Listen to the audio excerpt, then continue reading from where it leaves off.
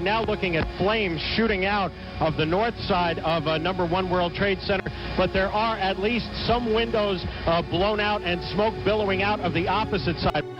Right, oh my God, another plane has just hit. It hit another building, flew right into the middle of it. A scene of utter devastation before my eyes, the second World Trade Center tower demolishing. We too dropped our camera and ran north to get out of the way of the clouds of smoke and debris, which were actually rolling up the side streets as well, being pushed north and then up the side streets. So each block that we passed, we saw yet more debris coming our way.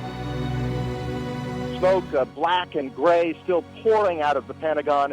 Still some time now after this plane crashed into it. A witness said that the plane crashed in above the ground level. He thought about the second or third floor, went well into the building. Tom, I am 4 blocks from the World Trade Center. The sky is dark with thick black smoke. Apparently, there are still fires burning.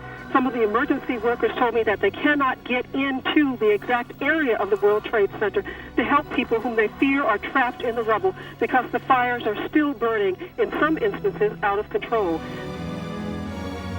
NPR's Melissa Block was near the World Trade Center and is with me now. I spoke with a lieutenant from the Port Authority Police named Thomas Innes, who was covered with debris. He was basically muddy ash head to toe. He was there. He responded to the scene after the planes went into the building. He saw people jumping out of the towers from maybe 70 or 80 stories out there up above. This is Ann Compton. We are on board Air Force One. The doors are shut, and I am told we are flying back to Washington. At what appeared to be a very high altitude. There were jet fighters accompanying the president's aircraft.